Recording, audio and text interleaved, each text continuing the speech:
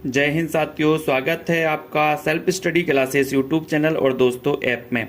दोस्तों self study classes app ने जो आपके लिए एक बुक लॉन्च की है वो दोस्तों आज मैं उसका आपको डेमो बताने वाला हूं। यहाँ पर आप पूरा देखिए। आप एमपी टेट एग्जाम की तैयारी कर रहे हैं, टीजीटी पीजीटी की तैयारी कर रहे हैं, एचपी टेट एच टेट की तैयारी कर रहे हैं या फिर उत्तराखंड एलटी आरपीएससी आदि एग्जाम की तैयारी कर रहे हैं तो ये प्रश्न आपके लिए बहुत ही उपयोगी हैं दोस्तों। ठीक है, इसका एक डेमो आप यहाँ पर देख सकते हैं। ये जो बुक है 3000 क्वेश्चन की ये बुक है, वस्तुनिष्ठ हिंदी साहित्य तथा व्याकरण। ठीक है, इसमें आप देख सकते हैं दोस्तों, सबसे पहले तो इसकी आप विषय सूची देख लीजिए। इसमें आपको क्या क्या मिलने वाला है। हिंदी भाषा, देवनागरी लिपि, हिंदी साहित्य, लेखन के स्रोत, आदिकाल, भक्तिकाल, रीतिकाल, भारतेंदु युग, द्विवेदी युग, छायावाद, प्रगतिवाद, प्रयोगवाद, नई कविता, नाटक, निबंध, कहानी, उपन्यास, एकांकी, जीवनी, आत्मकथा, संस्मरण, रेखा चित्र, रिपोर्ट, ताज, यात्रा, वृत्तांत, इससे संबंधित क्वेश्चन मिलेंगे। फिर यहाँ पर देखेंगे आप दोस्तों गद्य काव्य, डायरी, साक्षात्कार, नवगीत, साठोत्री कविता, पत्र पत्रिकाएं, काव्य शास्त्र, वर्णमाला, शब्द भेद, पर्यायवाची, विलोम, संधि, समास, उपसर्ग, प्रत्यय, वाक्य, मुहावरे, रस, छंद, अलंकार, क्रिया विशेषण, संज्ञा, लिंग, सर्वनाम और प्रमुख कथन। ये दोस्तों आपकी विषय सूची, यानी कि इसमें आपको एक क्वेश्चन मिलने वाले। अब यहाँ पर सबसे पहले टॉपिक है हिंदी भाषा का। इसमें आप एक क्वेश्चन देख सकते हैं, भाषा शब्द की उत्पत्ति किस धातु से हुई, ब्रज भाषा का विकास किस अपभ्रंश से हुआ, मुंडा भाषा परिवार का क्षेत्र कौन सा है, खड़ी बोली हिंदी का अन्य नाम क्या है। ये क्वेश्चन आया हुआ था, है ना। ब्रज बोली अन्य किस नाम से जानी जाती है, टकसाली भाषा किसे कहते हैं, उर्दू भाषा की लिपि क्या है।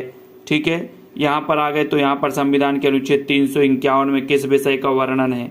ठीक है, आधुनिक भारतीय भाषाओं का विकास किस भाषा से हुआ है। ठीक है, मगही किस प्रदेश में बोली जाती है, अंग्रेजी भाषा की लिपि क्या है, स्वरसेन या ब्रज से कौन सी भाषा विकसित होती है। उसके बाद और भी हिंदी भाषा से संबंधित यहाँ देखो, ईरखा को खड़ी बोली में क्या कहते हैं। ठीक है, यहाँ पर देखें भाषा की अभिव्यक्ति के कितने रूप होते हैं, संविधान की 8वीं अनुसूची में कौन सी भाषा शामिल नहीं है, ये भी पूछा गया। हिंदवी शब्द का सबसे पहले प्रयोग किसने किया, ये भी क्वेश्चन पिछली बार आया था, हिंदवी शब्द का। ठीक है, उसके बाद यहाँ पर देखें मगही, भारत में हिंदी भाषा को आप किस भाषा परिवार में रहेंगे। ठीक है, यहाँ पर आते हैं वर्तमान हिंदी का प्रचलित रूप क्या है, दिल्ली मेरठ के आसपास बोले जाने वाली भाषा कौन सी है। ठीक है, और भी यहाँ पर आपको हिंदी भाषा से रिलेटेड संदेश राशक, यहाँ पर आ गया प्राकृत पेंगलम, यहाँ पर पार्श्वनाथ चरित की रचनाकार कौन है, जड़दत्त संहिताएं, सुकुमाल चरयू, यानी कि दोस्तों अपभ्रंश से संबंधित जो रचना है उनसे संबंधित भी क्वेश्चन है। हिस्टोरिकल ग्रामर ऑफ अपभ्रंश के लेखक कौन है। ठीक है, कोंकणी भाषा का विकास किससे हुआ, अपभ्रंश कोड़ाड़ा भाषा किसने कहा। तो ये आपका हिंदी भाषा से रिलेटेड है पूरा का पूरा, यहाँ पर देख सकते हैं। ये फिर उत्तरमाला यहाँ पर दी है, ये उत्तरमाला देखें। ठीक है, फिर आता है यहाँ पर चैप्टर देवनागरी लिपि का। देवनागरी लिपि पे यहाँ पर देखेंगे तो प्राचीन नागरी लिपि का विकास कैसे हुआ, भारत में लिपि की प्राचीनता का सबसे पुष्ट प्रमाण मिलता है तो कहाँ किस सभ्यता से मिलता है, कहाँ से मिलता है। ठीक है, फिर उसके बाद ध्वनि के अनुरूप संकेतों की दृष्टि से सर्वश्रेष्ठ लिपि कौन सी है।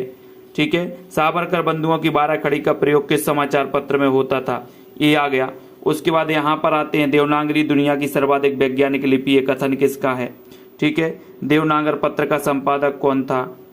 और उसके बाद आते हैं यहाँ पर दोस्तों देवनागरी के बारे में बहुत सारे ऐसे प्रश्न हैं।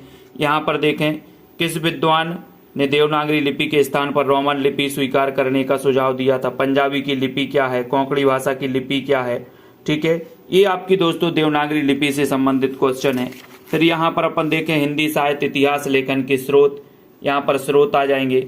ठीक है, यहाँ पर भक्तमाल के रचनाकार कौन है, दिया है भक्तमाल। फिर मिश्र बंधु विनोद में कितने कवियों का उल्लेख है। ठीक है, यहाँ पर देखें तो हिंदी साहित्य का आलोचनात्मक इतिहास के लेखक कौन है। ठीक है, रामकुमार वर्मा ने संधि काल का समय क्या माना है। फिर देखें यहाँ पर तो Hindi Kovid Ratnamala, the modern vernacular literature of Hindi साहित्य इतिहास ग्रंथ के लेखक का नाम बताइए। ठीक है, तो यहाँ पर देखते जाइए। अब दोस्तों ये उत्तरमाला हिंदी साहित्य इतिहास लेखन के स्रोत की। फिर यहाँ पर आता है आदिकाल। आदिकाल के क्वेश्चन है, आदिकाल को आरंभिक काल किसने कहा, आदिकाल को चारण काल किसने कहा, किस शैली में किस शैली का प्रयोग किया गया। ठीक है, आला किस ऋतु में गाया जाता है, आला। ठीक है, श्राप का रचना का है, मती से रूट कर बीसल देव कहाँ चले गए। यहाँ पर देखते हैं कि उपनिषद की रचना कौन है, पर्व पर किसकी रचना है, काल की दृष्टि से पुराने कवि हैं, किस ग्रंथ में चंद्रवरदाई को छप्पयों का कहा जाता है। ठीक है, उसके बाद बोध किस रचना है। फिर यहाँ पे तो ज्ञान निर्णय, कौल निर्णय की रचना कौन है। भक्ति काल और भक्ति काल के स्वर्णिम कड़ी किस कवि को जाता है, किसे कहा है दोस्तों, है ना, किस ताप से कवि बने हैं, पूछा गया। 63 सलाका पुरुषों का वर्णन किस ग्रंथ में मिलता है, 63 उसके बाद यहाँ पर आते सिद्ध की भाषा संधा नाम किसने, है ना। यहाँ पर व्याकरण ग्रंथ कौन है, व्याकरण कौन सा, परलेख ग्रंथ कौन सा है, चर्या रचना कौन है, आदि। ठीक है, काल की उत्तर में दोस्तों यहाँ देखो गद्य पद्य मिश्रित चंबा शुक्रकार कौन है, किस। फिर यहाँ आता है भक्ति काल। ठीक है, भक्ति काल में अपन यहाँ पर इनको अगर तो यहाँ आते हैं तो ए तुलसी को चलता फिरता तरु ने कहा नाम था तुलसीदास। ये भक्ति काल है, भक्ति काल। और उसके बाद दोस्तों यहाँ पर धीरे धीरे ये रेती काल आता है। तो ये टॉपिक को प्रयोग आ गया। प्रयोग में यहाँ देवता का जनक कौन है, नई कविता का सबसे प्रयोग किसने, तक से संबंधित थी, सुमन प्रपद किसका पर्याय है, इस प्रकार के क्वेश्चन आएंगे। ठीक है, फिर दोस्तों इसकी यहाँ पर उत्तरमाला।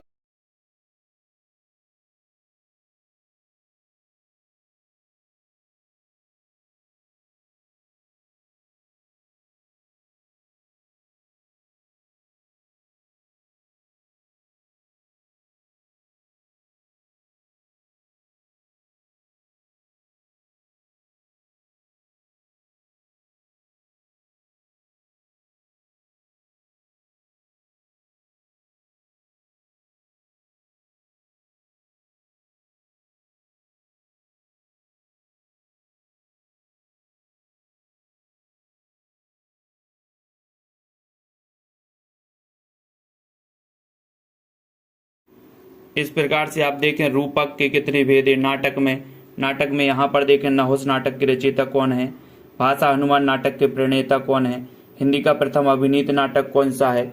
यहाँ पर आया तो यहाँ पर वह कथांश जिसे रंगमंच के कुछ चुने हुए पात्र ही सुन सकें उसे क्या कहते हैं। कथा विन्यास के कितने आधार होते हैं, लोकवृत्ति की दृष्टि से कथानक का कौन सा प्रकार नहीं है ना। नाटक को पंचम वेद की मान्यता किसने दी है। इस प्रकार के क्वेश्चन है। आह वेदना मिली विदाई गीत किस नाटक में दोस्तों ये पंक्ति है, ताप्ता संवरण की रचयिता कौन है। तो ये नाटक से संबंधित है। फिर यहाँ पर ये निबंध आ गया। निबंध में देखें रामचंद्र शुक्ल ने हिंदी का प्रथम निबंधकार माना है। ठलुआ के लब निबंध किसका है, अमीर राधे गरीब राधे, राम का मुकुट भींग रहा है, आत्मने पद, प्रगति और परंपरा, चीड़ों पर चांदनी, ये निबंध किसका है। उसके बाद राम जी की चीटी, राम जी का शेर। ठीक है, कहानी की बात करें तो जयशंकर प्रसाद की कहानी दोस्तों प्रथम ये पूरी दुखबा में कासे कहूँ मोरी सजनी, ये कहानी हो गए। ठीक है, उसके बाद यहाँ पर उपन्यास देखो, उपन्यास को मराठी में क्या कहते हैं, ठेठ हिंदी का ठाठ उपन्यास किसका है, ये आ गए। एकांकी में देखो, एकांकी तो ये पूरा क्रमबद्ध है दोस्तों। यहाँ पर आप देख सकते हैं संस्मरण है, गद्य काव्य है। ठीक है, और यहाँ पर दोस्तों आपका काव्य शास्त्र के क्वेश्चन भी इसमें रखे गए हैं। एक काव्य शास्त्र के भी पूरे 150 क्वेश्चन है इसमें। देखो, भारतीय काव्य शास्त्र का प्राचीनतम ग्रंथ कौन से, काव्य को 14 विधाओं का आधार किसने माना, शब्दार्थौ सहितौ काव्यम, शब्दार्थ शरीरम तावत्य काव्यम, वाक्यम रसात्मकम काव्यम, ये आप देख सकते हैं। उसके बाद यहाँ पर देख सकते हैं हालावाद के प्रवर्तक कौन है। ठीक है, शब्दार्थौ सहितौ काव्यम, गद्यम पद्यम चतुर्दश। ठीक है, इसको याद करना। नई समीक्षा शब्द का सबसे पहले प्रयोग किसने किया। ठीक है, यहाँ पर काव्य में त्रासदी, ये भी अपन को करना है। उसके बाद यहाँ पर आते हैं, यहाँ पर देखते हैं काव्य आत्माभिव्यक्ति है, ये कथन किसका है। ठीक है, छंदमाला किसकी रचना है, छप्पई के प्रथम 4 चरण में छंद होते हैं, व्यंजना शब्द शक्ति के कितने भेद होते हैं, काव्य शास्त्र के अनुसार शब्द में अर्थ कितने प्रकार से लिया जाता है, यहाँ पर देख सकते हैं। ठीक है, तो टोटल मार्क के 150 क्वेश्चन काव्य शास्त्र के भी हैं। फिर वर्णमाला के भी हैं दोस्तों, पूरे वर्णमाला। ठीक है, यहाँ पर देखें पर्यायवाची देखो, बादल का पर्यायवाची शब्द है नहीं है, मोर का पर्यायवाची इनमें से क्या है, महाश्वेता किसका पर्यायवाची है। ठीक है, उसके बाद तोय देखो, तोय कुतुबन के गुरु का नाम क्या है, अश्व, है ना। इस प्रकार से नीरस का विलोम धनवान, दक्षिण का विलोम क्या है। ठीक है, इस प्रकार से यहाँ पर देखो पाश्चात्य का विलोम क्या है, यश का सही विलोम अर्वाचीन, परोस का, उत्थान का, सुसुप्ति, रिजु का विलोम क्या है, हर्ष का विलोम क्या है। ठीक है, यहाँ पर आते हैं तो जंगम का विलोम है जंगम, साहचार, अंतर्मुखी का आविर्भाव, श्री गणेश, पुष्ट। ठीक है, उद्धत शब्द का विलोम क्या है, स्थावर का विलोम क्या है। इस प्रकार से क्वेश्चन, विलोम शब्द से संबंधित क्वेश्चन है, ठीक है। और यहाँ पर देखें उपसर्ग है, उपसर्ग से रिलेटेड क्वेश्चन है दोस्तों यहाँ पर, ठीक है। रस संबंधी प्रश्न है, रस संबंधी भरत मुनि ने रस के कितने भेद माने हैं, इस प्रकार से, ठीक है। तो और यहाँ पर देखें तो छंद संबंधी क्वेश्चन है, छंद की उत्तरमाला। ये पूरी की पूरी जो बुक है दोस्तों विशेषण टॉपिक वाइज पूरे के पूरे क्वेश्चन है। आप यहाँ पर देख सकते गुणवाचक विशेषण, ईमान का विशेषण क्या होगा, ठीक है। और दोस्तों सबसे बड़ी बात अंत में, इसके अंत में कथन है, कथन महत्वपूर्ण है। ये प्रमुख कथन यहाँ पर दिए गए हैं जी। रामचंद्र शुक्ल के प्रमुख कथन है, कबीर के निर्गुण पंथ का आधार भारतीय वेदांत और सूफियों का प्रेम तत्व है। इस प्रकार से कथन है यहाँ पर, केवल प्रेम लक्षण शक्ति का आधार करने के कारण कृष्ण भक्ति शाखा में अश्लीलत्व विलासिता की प्रवृत्ति जागृत हुई। कथन किसका है? रामचंद्र शुक्ल का कथन है, ठीक है। बहुत सारे कथन हैं, रामचंद्र शुक्ल के कथन है, भूषण के वीर रस से उद्गार सारी जनता हृदय की संपत्ति हुए, ठीक है। फिर यहाँ पर अपन देखें तो यहाँ पर भारतेंदु जी के कथन है, महावीर प्रसाद द्विवेदी अज्ञे जी के कथन है, ठीक है। इसमें कथन भी महत्वपूर्ण कुछ कथन भी दिए हैं दोस्तों, ये कथन भी आप लोगों के लिए उपयोगी है, ठीक है। सो जिन भी साथियों को ये बुक मंगवाना है दोस्तों, आप सेल्फ स्टडी क्लासेस में संपर्क करना है 909699 ये 9091, ठीक है। की पूरी दोस्तों मंगवाने के लिए मंगवाना है आप 909691 पे आपको संपर्क करना है दोस्तों। मात्र 599 तो की ये पोस्ट के माध्यम 7 दिन में इंडिया में कहीं मंगवाते हैं, बहुत एजेंट चुके हैं। आपको जब भी मंगवाना करें और ये जो बुक है ये आप अपने घर पर मंगवा सकते हैं, ठीक है।